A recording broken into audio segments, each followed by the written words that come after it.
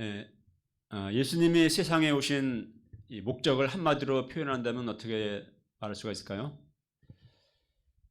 몇 가지 표현할 수 있겠지만은 한마디로 이 천국을 주러 오셨다라고 볼 수가 있습니다.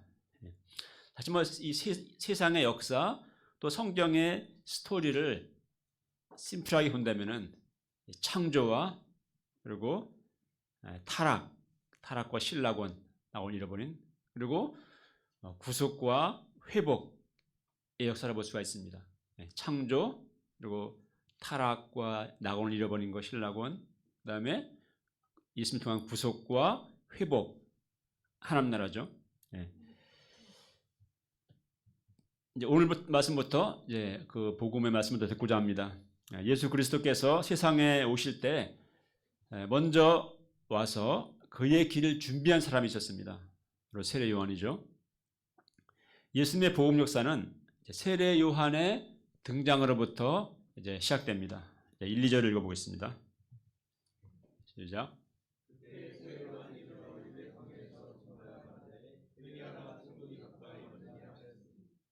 네. 회개하라 천국이 가까이 왔느니라. 자, 천국이 가까웠다고 선포합니다. 천국은 다른 말로 하면은 하나님 나라입니다. 우리 복음서에 천국이라는 말, 하나님의 나라라는 말이 같은 의미로 쓰이는데요. 마태복음에는 천국이란 말만 거의 36번 이상 천국이란 말만 이제 씁니다. 자, 4장에 보게 되면은 예수님이 이제 갈릴리를 다니시면서 처음 말씀을 전하기 시작하실 때도 전파하신 말씀이 동일했어요. 회개하라 천국이 가까이 왔느니라. 자, 예수님은 그러니까 이 땅에 천국을 주러 오셨습니다. 창세기 3장에 보면은 첫 인간의 범죄 이후에 땅은 함께 저주를 받았고 신락원의 세상이 되었습니다. 그래서 에덴 낙원에서 풍성함과 기쁨과 생명을 누리며 살던 인간의 삶은 먹고 살기 위해 이마에 땀을 흘리며 종신토록 수고해야 하는 삶이 되었습니다. 또 그렇게 살다가 늙고 또 병들고 결국 죽게 됩니다. 그러니까 생로병사의 고통의 삶이 되었습니다. 뿐만 아니라 우리 세상의 모습 보세요. 인간의 삶을 보게 되면은 서로 미워하고 시기하고 막 경쟁하고 밟고 밟히고 또 질투하고 복수하고 상처 주고 상처받고 죽고 죽이는 세상이 되었습니다. 며칠 전 뉴스 기사를 보다가 우크라이나 전쟁 뉴스 기사에서 한 20대 초반에 22살이었나요? 한 부상당한 우크라이나 병사가 병 침상에 누워 있는 것을 이제 보았습니다. 근데 본데 이 두 팔이 없고 또 두 다리가 없어요. 다리가. 그러니까 머리와 몸만 있습니다. 그 사람이 이제 누워서 이 병원 침상 거치대에 매달려 이제 태블릿을 보고 있는 거야, 이렇게 눈으로. 그의 모습이 그의 눈망울 볼 때 너무나 슬펐습니다. 이제 20대 초반인데 그 젊은 나이인데 앞으로 어떻게 남은 인생을 살아가야 하는가? 그는 왜 이런 불행을 당해야 하는가? 참 마음이 아팠습니다. 어찌 그 한 사람뿐이겠습니까? 우크라이나 전쟁에서만 수백만 명의 젊은이들이 그렇게 다쳤고요. 또 수십만 명은 목숨을 잃었습니다. 근데 인류 역사를 보게 되면은 사실 이런 불행과 비극, 고통들로 가득합니다. 인간 역사는. 왜 세상은 이럴 수밖에 없는 것일까요? 그 모든 근본 원인은 인간의 속에 있는 죄 때문입니다. 죄와 악 때문에. 운이 좋게도 우리는 여기 계신 우리들은 전쟁을 겪지 않은 세대를 살고 있고 또 우리나라는 정말 소위 단군 이래 최고 잘 사는 시대잖아요. 지금이. 이런 풍요의 시대를 우리는 살고 있습니다. 그럼에도 불구하고 인생을 살아간다는 것은 누구나 참 버겁고 또 벅차고 힘듭니다. 그렇지 않습니까? 먹을 것이 풍성하다고 해서 인생에 문제가 없는 것이 아니고 고통이 없는 것이 아니죠. 끝없는 근심, 삶의 근심, 걱정, 또 두려움, 불안, 외로움, 허무함을 안고 살아갑니다. 이런 고통하는 세상, 또 고통하는 인생들의 삶에 주님은 정말 천국을 주러 오셨습니다. 자, 천국에는 두 가지 차원이 있어요. 먼저 우리 가운데 임한 천국이 있고 또 장차 오게 될 천국이 있습니다. 그래서 이 천국 하나님 나라를 표현할 때 신학적으로 중요한 표현이죠. 그러니까 이미, 그러나 아직, 영어로는 already, not yet 이렇게 씁니다. 예수님을 만날 때 우리 마음에 천국이 임합니다. 죄와 어둠, 또 죄의식, 두려움, 불안 가운데 있던 우리 마음과 영혼에 죄사함과 또 구원과 또 평안, 빛, 또 생명이 임합니다. 로마서 14장 17절에 보면은 하나님의 나라는 성령 안에 있는 의와 또 평강과 기쁨이다 이렇게 말합니다. 예수님은 병과 귀신에 잡혀서 고통하던 한 사람을 고치시고 구원하신 다음에 이렇게 말씀했어요. 내가 하나님의 성령을 힘입어 귀신을 쫓아내는 것이면은 하나님의 나라가 이미 너희 가운데 임하였느니라 이렇게 말씀했습니다.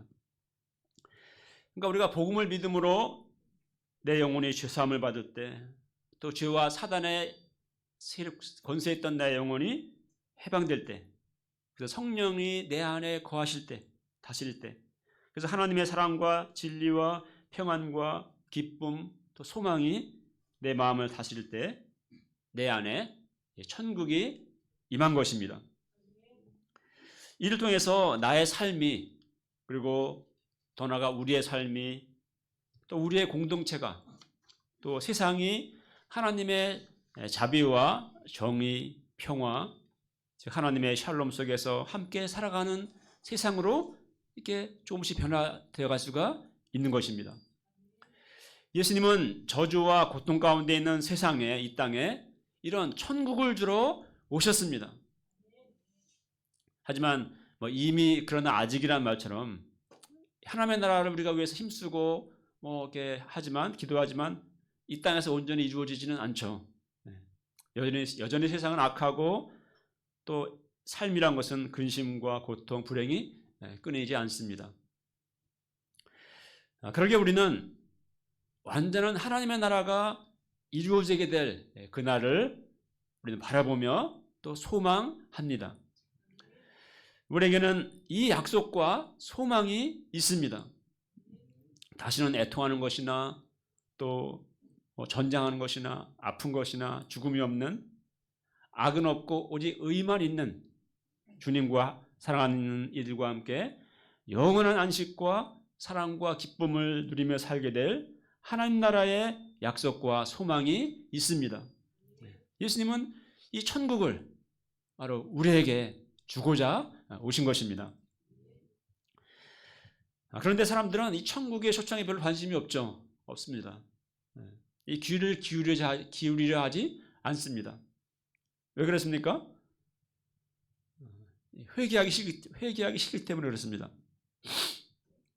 요한복음 3장에 보게 되면은 그렇게 말씀하죠. 빛이 세상에 왔으나 사람들이 자기 행위가 악함으로 빛보다 어둠을 더 사랑했다고 말씀합니다.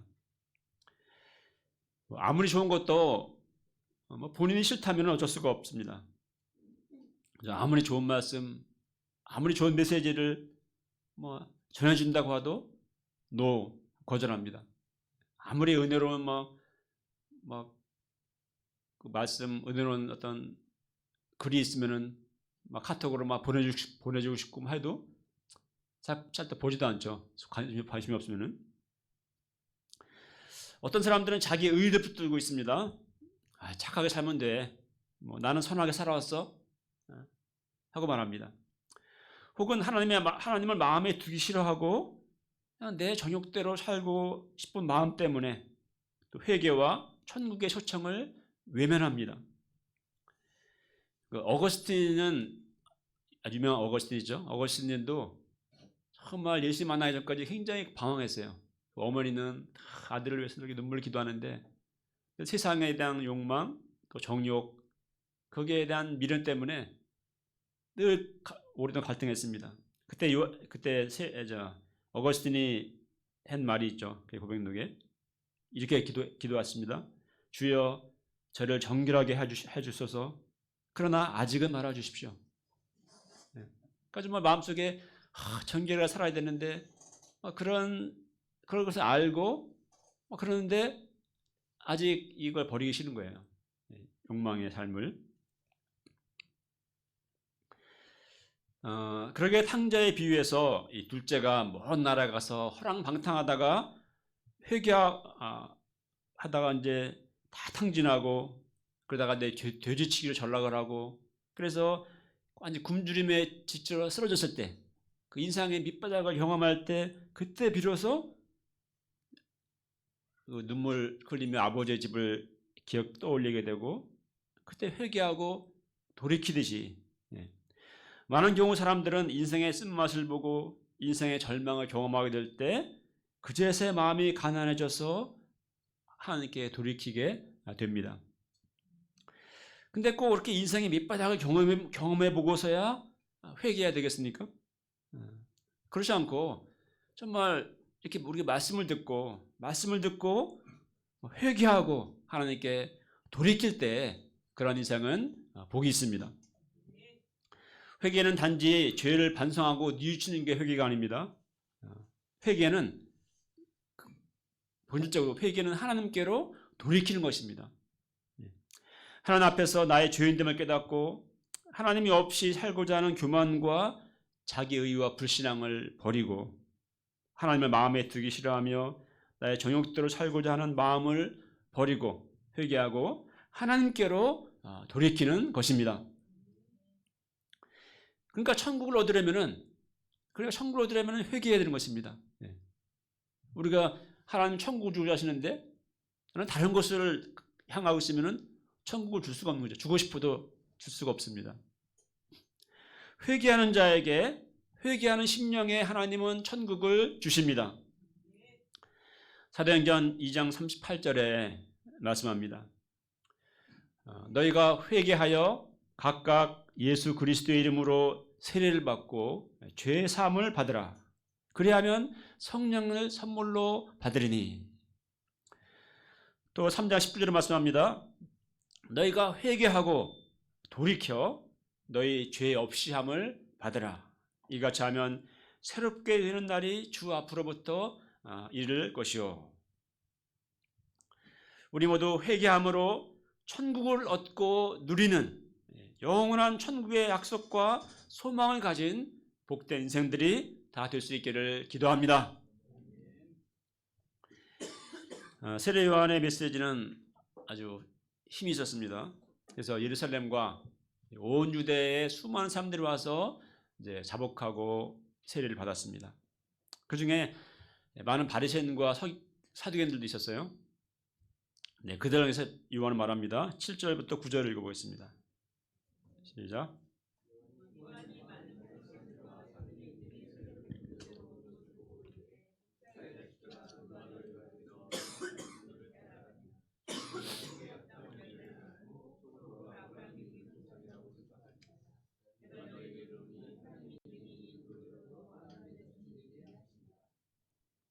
그 다음까지.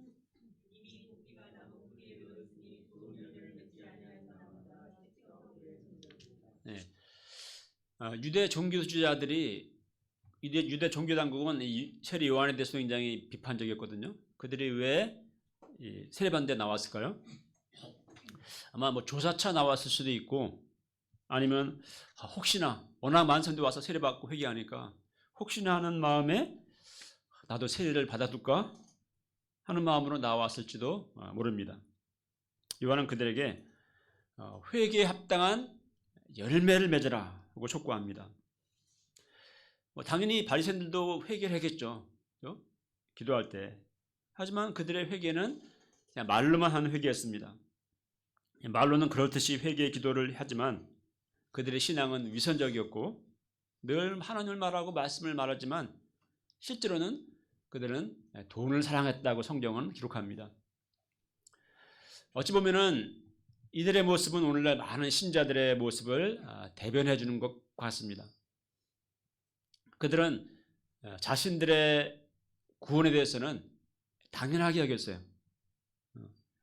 우리는 아브라함의 자손이니까 당연히 천국에는 가겠지, 이렇게 생각했습니다. 요한은 그들에게 하나님이 이 돌들로도 아브라함의 자손이 되게 할 수 있다.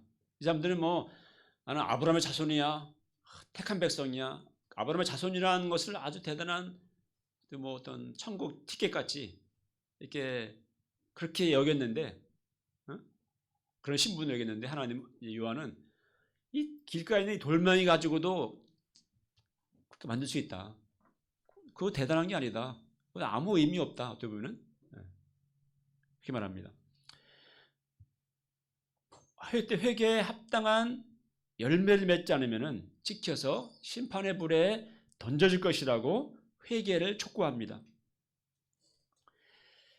이 회개의 촉구가 정말 우리에게 주는, 나에게 주는 경고는 아닐까요?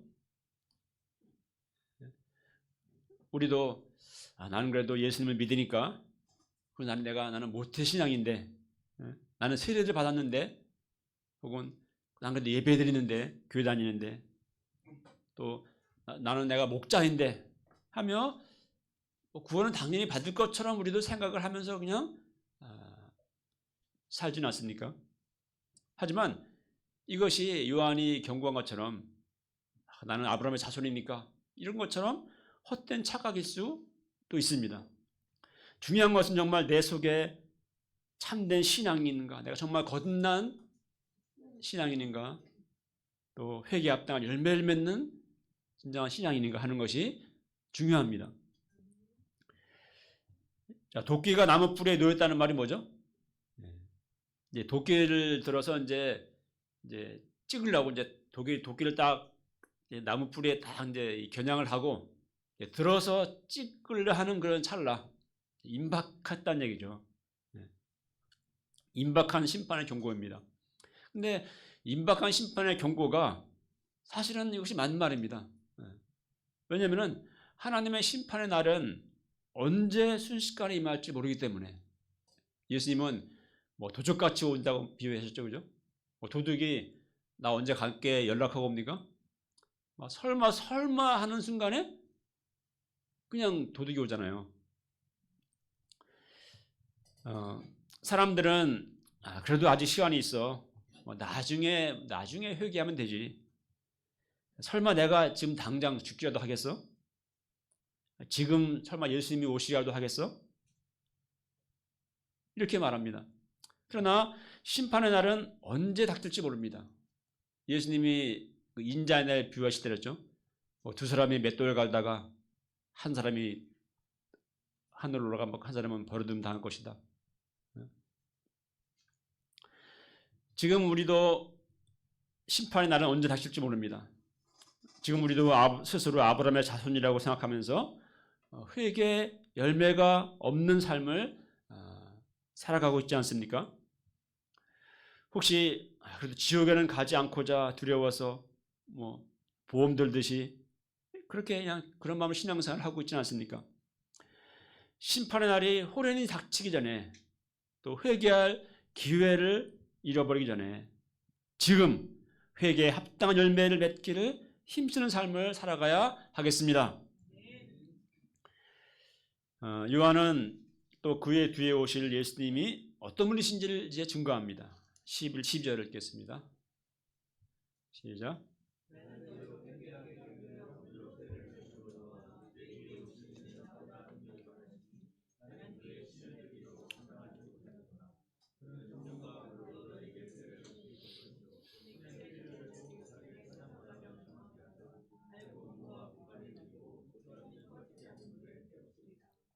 예. 자, 물 세례는 우리 지난주에도 물 세례 받았잖아요.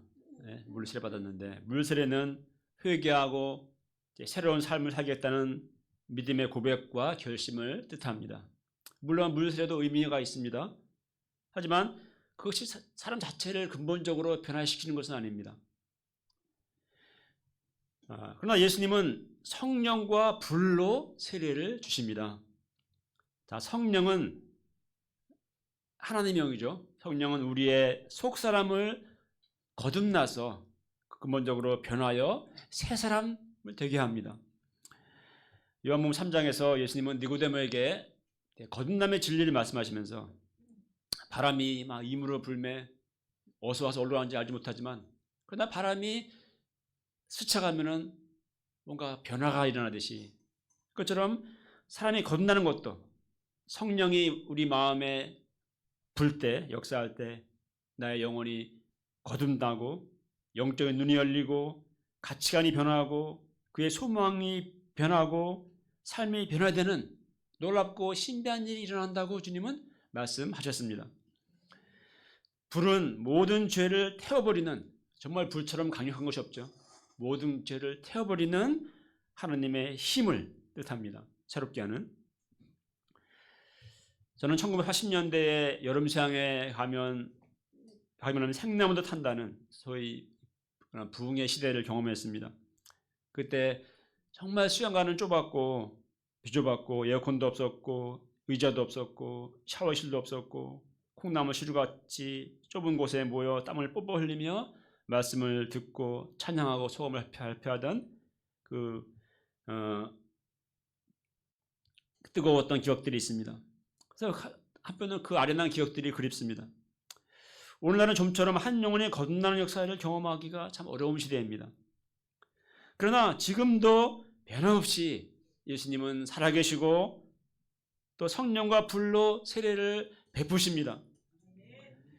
지난 청년 대학생 수양에 참석해서 말씀을 전하고 또 인생소감 발표하는 청년들의 모습을 보면서 성령님은 지금도 또 역사하시는구나 그렇게 하는 것을 볼 수가 있었습니다. 물론 그냥 되진 않습니다. 그때까지는 많은 기도, 또 한 영혼을 향한 뜨거운 사랑과 섬김, 또 눈물, 씨름을 통해서 성령께서 역사하시는 것을 볼 수가 있었습니다. 그렇습니다. 예수님은 지금도 성령과 불로서 세례를 주십니다. 성령 역사할 때 한 영혼이 거듭나고 변화되고 새 삶을 살게 되는 아름다운 구원 역사를 이루십니다. 우리 모두의 마음에 이 하나님의 구원의 역사에 대한 믿음과 또 비전과 또 열심을 주시기를 기도합니다. 13절로 17절은 에서 예수님은 이제 요단강으로 오셔서 요한에게 세례를 받으십니다. 사실 예수님은 요한에게 세례를 받으실 이 회개의 물세례를 받으실 필요가 없는 분입니다. 그래서 요한도 그랬죠. 내가 당신에게 세례를 받아야 하는데 어떻게 저에게 오십니까? 그러나 예수님은 이와 같이 하여 모든 의를 이루는 것이 합당하니라 이렇게 말씀하십니다. 자, 왜 예수님은 요한의 물세례를 받으셨을까요? 그것은 아마도 모든 인생들의 죄를 담당하실 그리스도이시기에 모든 죄인들을 대신하여서 주님은 또한 세례를 받으셨을 것입니다. 또 당신의 길을 준비한 세례 요한의 사역을 인정하시고 이어받으시는 그런 모습을 또 보여주셨습니다. 우리는 나보다 한참 낮은 사람에게 머리를 굽히려 하지 않습니다. 조금이라도 내가 나를 낮아지게 만들었다. 내 자존심을 그냥 짓밟았다, 상하게 했다. 그러면은 견디지 못합니다. 그러나 하나님의 아들이신 그리스도께서는 죄인인 인간에 불과한 요한 앞에서 머리를 숙이시고 겸손히 세례를 받으셨습니다. 이 예수님에게서 가장 위대한 그리스도의 겸손을 배웁니다. 교만한 우리 인생들은 예수님에게서 예수님의 겸손을 배워야 하겠습니다. 16절을 보십시오. 예수님이 세례를 받으시고 물에서 올라오실 때 하늘이 열리고 하나님의 성령이 비둘기같이 주님 위에 내려오셨습니다. 그리고 십자가 구원의 길을 시작하시는 아들을 기뻐하시는 하나님의 음성이 하늘로부터 들려왔습니다. 다 함께 읽어보겠습니다. 17절 시작.